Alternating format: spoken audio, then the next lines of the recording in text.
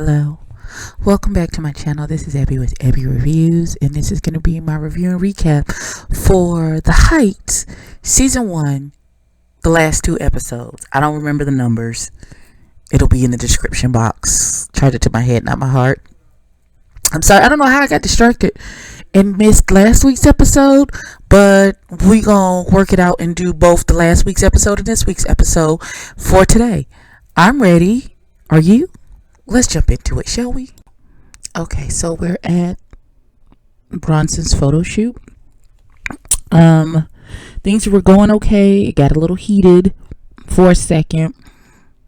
I think it started with the photographer who was treating Xavier, who was supposed to be the creative director over the shoot, like a glorified gopher and not the creative director. And then when it came time, I guess, to walk in his power, exercise his power, he was a little bit too, I want to say he was a little bit a smidge too authoritative.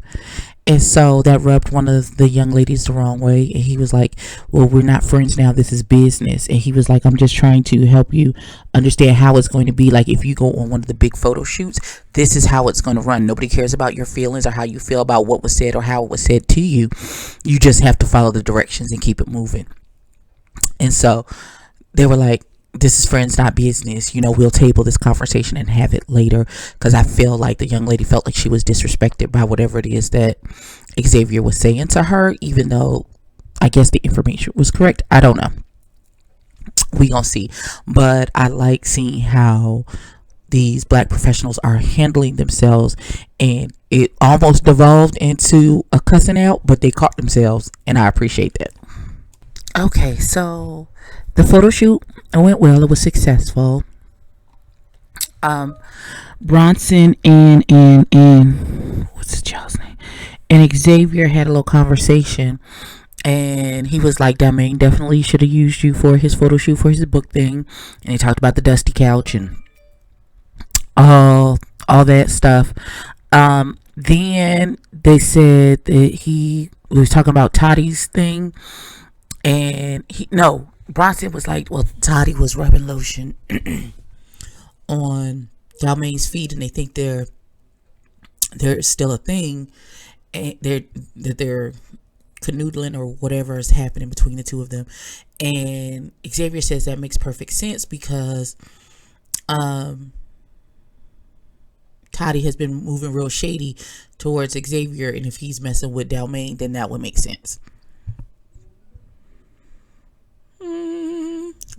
Well, okay. I love Dalmain. I do, but he is so damn delusional. So they're at Toddy's something. I don't know. He's some event he has. He's like, bring your own booze, whatever, some type of kickback. And so Marcus and Bronson is sitting there, and Dalmain walks up. And he starts to speak to Bronson, but he hasn't spoken to Marcus yet. And Marcus is in his confessional is like, oh, no, you didn't just walk up on here after you drew a drink in my face and ain't say nothing. And Dalmain immediately apologizes before he can even get started. He's like, I just want to say I'm sorry. You didn't, the drink being thrown wasn't meant for you. I didn't mean to throw the drink at you. I was throwing it at Xavier and Marco. He said, who were trying to use it for a moment. If you hadn't been showing your ass so bad everywhere you go in regards to Xavier and Marco,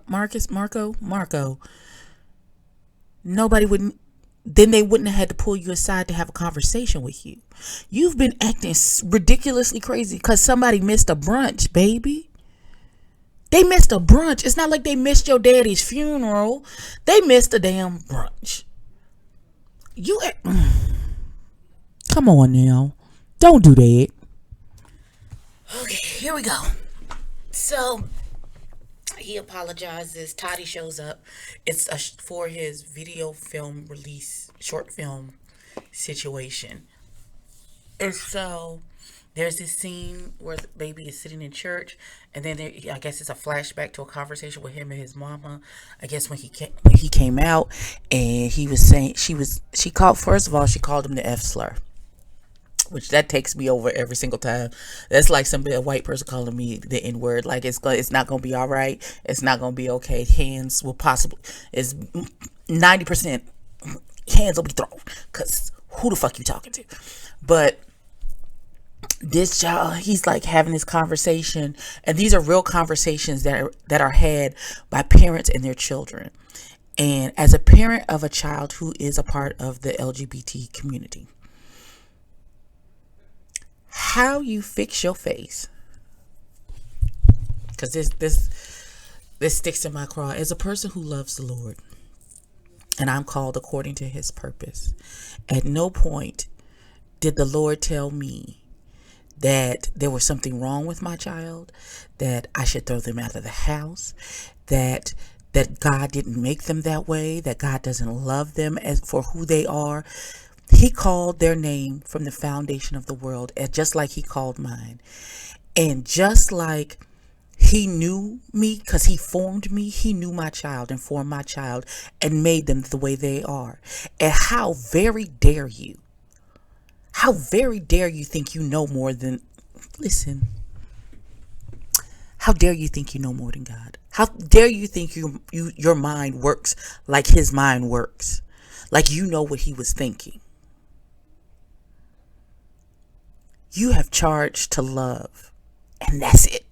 No judgment, no putting what you think is being said onto your children. Your charge is to love and bring those children up in the correct way. And the correct way means to be a decent human being, a decent self-sustaining human being who does no harm in this world. That is your charge. It ain't got nothing to do with who they sleeping with, how they lay down, how they get down. None of that is any of your business. And for child, that thing make my eye itch. Okay. Back of my wig started itching and everything. I can't do, especially with parents who have children and you treat your children badly when they when they trust you enough to come out of the closet, and then you give them your ass to kiss and you be nasty and rude to you. Why would you do that? You can't tell me that you love those children for that to be the reason that you fall out with them. There's nothing my children can do that to have them fall out of favor with me. Nothing. Especially not that. Now you beat me about the head and steal my money and put me in a nursing home, then maybe we gonna have a few, because I like to tussle. So maybe that may not be in their best interest. But who they love, who they're attracted to, which is really none of my damn business, as long as they happy and well taken care of. Who is me? Some of you parents do them. Okay, before I start cussing some of you bastards out, let me get off of here and go back to this show. So Toddy goes on to talk about how this was a real life situation between him and his mother, and how he was waiting on their approval to release himself from the resentments and all the things that happened, and he finally had to realize he couldn't wait on their acceptance of who he was in order for him to live his life. So he just had to go ahead and do and be and live and be who he was going to be. And he didn't tell his mama or his grandmother that he was doing this project. But I guess they know now, and I hope they're okay. Listen, I hope they're okay with it. I hope they've come to love and accept this child that they have grown from a baby to where he is now, for who he is and what he is. That's my prayer for him and his family.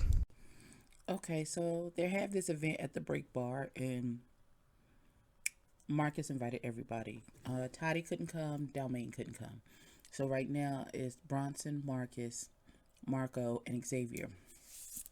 Bronson seems very entitled to everybody's information and business and what they got going on, because as soon as Xavier walked in the door, he started bombarding him with questions about Marco and them going on a date. And blase bloom, blue to blue. And Xavier was like, oh, can you mind your business? What's happening? And so he was like, we had a good first date. We might go on a second one. It didn't lead a bad. I had a good time. He paid for everything, It was lovely. And then Ronson turns around and does the same thing to Marco. As soon as he walk in, he started pepper him with questions. Like, damn, can I get my coat off? First of all, both in the confessional and at this break bar, Marco looks crazy as hell. This black and white mop wig.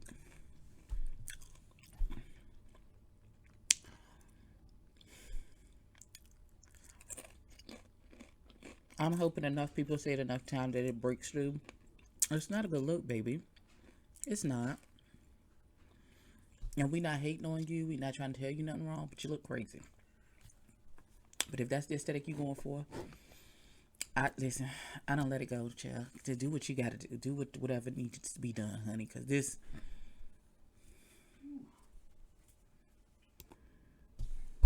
Yeah, I just knew it just couldn't be just... It couldn't just be a good time had by all and everybody act like adults. Nope, that couldn't be what it is. So, Dalmain decides to show up to the event, which is fine, but there's tension between, of course, him, Marco, Xavier over there minding his business. I feel like Xavier could care less, but there's an immediate, situation between Marco and Dalmain because last time they were together, and I feel like Marco and Xavier were trying to genuinely just, can we hash this out and let this go, because you're the one that's dragging this at this point. But that's not how baby boy works. So he immediately gets an attitudinal issue, and Marco is giving as good as he's getting. And it's just as simple as that. And so they have to separate him because Marco has a bat in his hand. So Dalmain can get froggy and leap if he want to. That's not going to turn out. You brought your fist to a bat fight, daughter. That's not going to work. That's not going to work. And Marco swinging the bat like he know what he doing. So I don't listen. So, because it's immediate problems. Because Dalmain just... make my head hurt. I love you, but you give me migraines, child. Ain't but what, a little under 4 minutes left in this episode, and they done escorted Dalmain. Bronson and Marcus have escorted Dalmain out of the little room where they breaking stuff, and child, he talk about what's happening, what's going on. You know what you're doing. Okay, where did they get pictures of Dalmain's face? So while Marcus and Bronson are talking to Dalmain, and Dalmain is giving his bullshit answers about whatever, somehow production, and I know this is a production thing, has provided them pictures of Dalmain, and they've put Dalmain's face on a little rubber man dummy that they're hitting with the bat. Both him and Xavier. So Bronson says, well, let me go check on them and make sure they're okay. He walks in and sees that, and he's like, okay, that's it. I throw my hands up, and I'm walking out. Yeah, the foolishness. The foolishness. Bronson, I thought you would be the one person who has some common sense and decency in this show. And now you, the messy best friend, talk about, well, this was dry, so I thought I'd spice it up a little. So let me go tell Dalmain that they hitting the dummy with his picture on it and see what happens. Why would you do that, beloved? Why? Why would you cause more strife and division? Why would you do that? How does that... Okay. You know what? Okay. So because Bronson is a messy bitch and tells Dalmain that they're back there hitting the dummies with his face on it, Dalmain decides, well, let me go back there. They seem to be having a blast. Let's have a drink and let's really... So he takes his raggedy ass in there and he's standing in front of the dummy. Now Marco is reaching behind him to whack at the dummy with the thing, and then he moves around At no point is Marco or Xavier in any way, shape, or form tied to engage with Dalmain. Dalmain is inserting himself continuously with them, and they are not engaging with him. The episode ends with Marco again turning his back and walking away from Dalmain, and Dalmain grabs and snatches the child's wig off. And at this point, this is when I would have whooped Dalmain's ass. That's just me personally. I'm not engaging with you. I'm not talking to you. Why did you put your hands on me? At that point, all bets are off. I'm laying it all down. I'm really finna fuck you up in this situation. That's what's about to happen. I'm really finna bop bop bop. Listen, we finna go for all of it at this juncture. That's what we finna do. Oh, I hate niggas. Jesus Christ. Okay. That's how the episode ended. We moving right into episode 7, which is called something. Trauma. If the episode is called Trauma. I got a headache. Here we go. Not Bronson starting all the shit and then acting like it's all Marco's fault for defending himself. This wouldn't have gotten as far. First of all, this is all Bronson's. I'm laying this blame squarely at Bronson's feet. If you hadn't have wanted to see some spice or see what they was really gonna do if they really and instigated this shit, none of this shit would have happened. None of this shit would have happened. None of this would have happened. I blame Bronson for this. Cause this is your fault. And now y'all looking at Marco like he crazy for defending himself when that man put his hands on him. Marco didn't put his hands on that man. He was ignoring him. As much as Dalmain tried to jump into Marco's face while they were in that room, Marco went around. He walked around. He left him alone. He didn't do nothing to him. It wasn't until Dalmain put his hands on him and snatched his wig off that he was ready to tussle. And rightfully so. And for Marcus and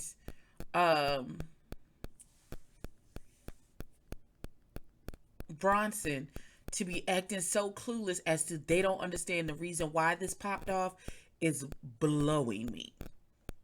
It's legit. Like, for real? This is what okay. Ooh, child, the level of delusion. Y'all making my wig itch, Jesus. Oh my God. The fact that they are saying, Marco, you should leave. I'm the one that was... he's the one that put his hands on me. Why do I need to leave? It was fine until he got here. So how am I the issue?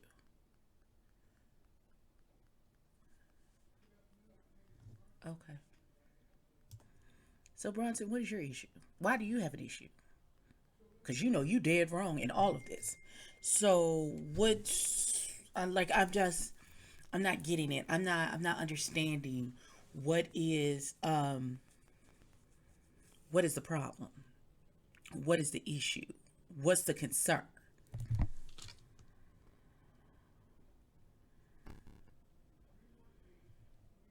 Like, you're the one who started all of this. So all of this is your fault. And now when you asking the other party who was actually attacked in this situation to leave, and he rightfully gets upset. Now you want to get rah-rah and you want to get buck when you was there? Child. Just go sit down. Go sit down. Go sit down. Please, sir. Go sit down. Because I'd have done the same thing. Fuck you, fuck your mama, fuck your granny. All of you bitches. Fuck all of y'all. Because this is some fugazi bullshit. Because you know good and damn well everybody was fine until this nigga got here. And then he's the one who put his hands on me. And you asking me to leave? Like I'm the problem? Okay. Bet. You won't have no problems out of me ever again. Marco, as much as I agree that you were done wrong and you were the wronged party in the situation, them reads were horrible, beloved. I know you was upset and just speaking out of emotion.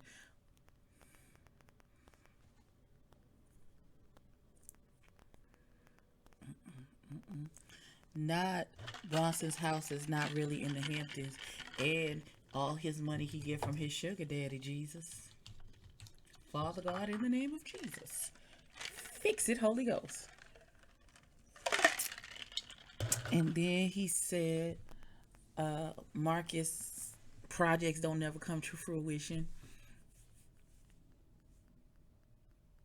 And then he was told Dalmain to get his chipped tooth fixed.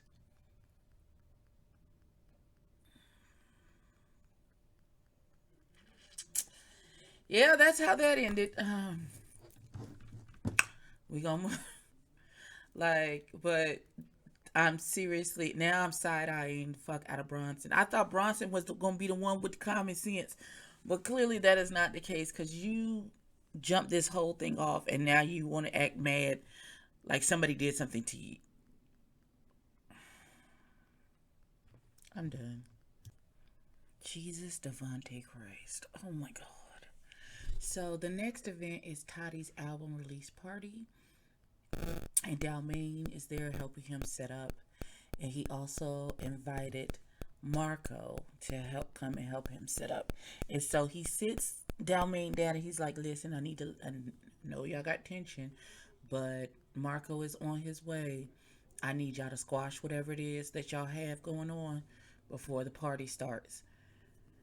Dalmain says to him, "What the fuck is wrong with you? You know it's an issue between me and this boy. Why would you do this? Why would you do this?" But Marco is on his way. We're gonna see what happens. We're gonna see without the contributing factors of being pushed by Bronson how this actually transaction actually happens. We're gonna see what happens. Okay, so Dalmain and Marco's outside having a cigarette. Dalmain says, "Okay, we need to figure this out and squash this beef." Now, they go into this whole conversation about the reason that they're beefing is because Dalmain is too harsh in his critiques of Marco's music, telling him that nothing is good. He needs to replace everything. So, what did you like? And the manner in which the critiquing and stuff is given is not like it's a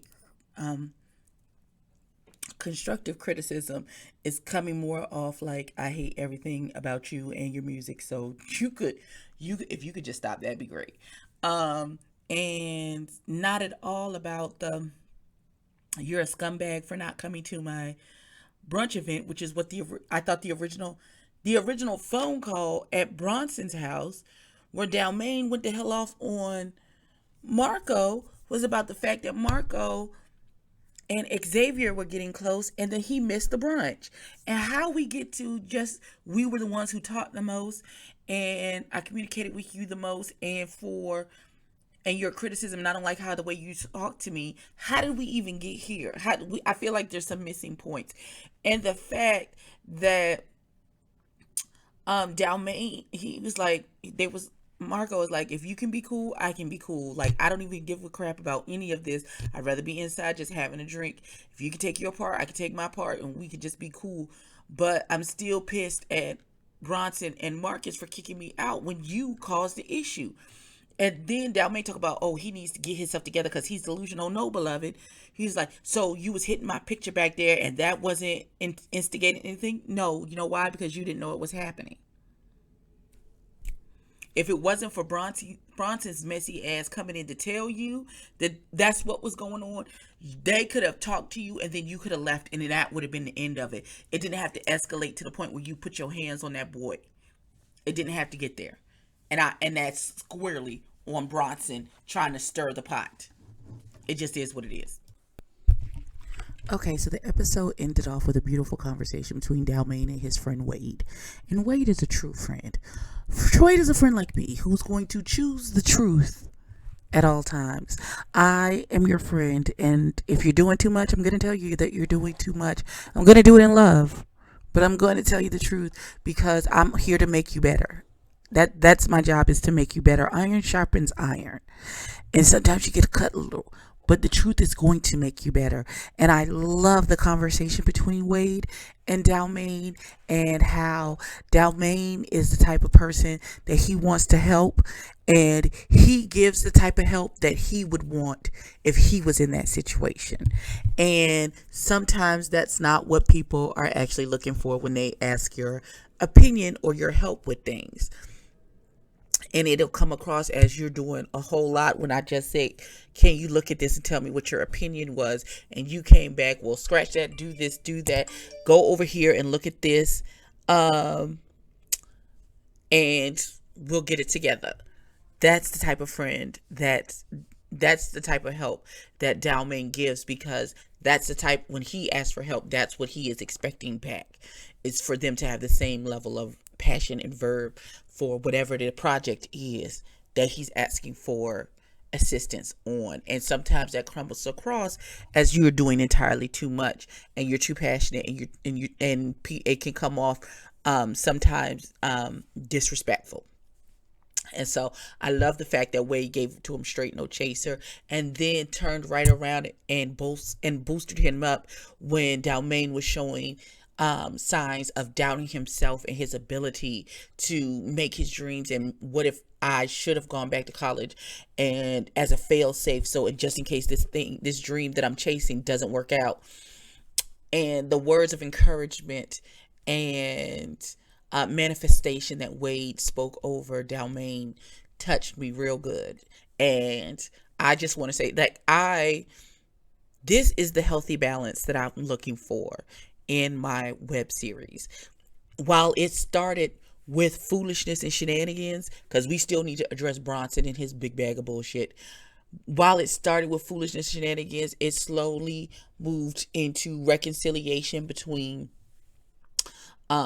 Marco and Dalmain, and then into Dalmain and still talking about it and trying to get it right. I'm sorry, when your kid calls, you stop what you're doing and answer. But it was a beautiful conversation. I thoroughly enjoyed these last two episodes. Tell me what you thought. Is y'all Did y'all see what I saw? Are y'all as disappointed in Bronson as I am? Let me know in the comments. Like, comment, and subscribe. And Dalmain, I love you, but you be taking, now that I've gotten a little explanation about you, some of it is starting to make sense. Still, stop picking on Marco. But like, comment, and subscribe. Tell a friend to tell a kid. I will catch you in the next one. Peace.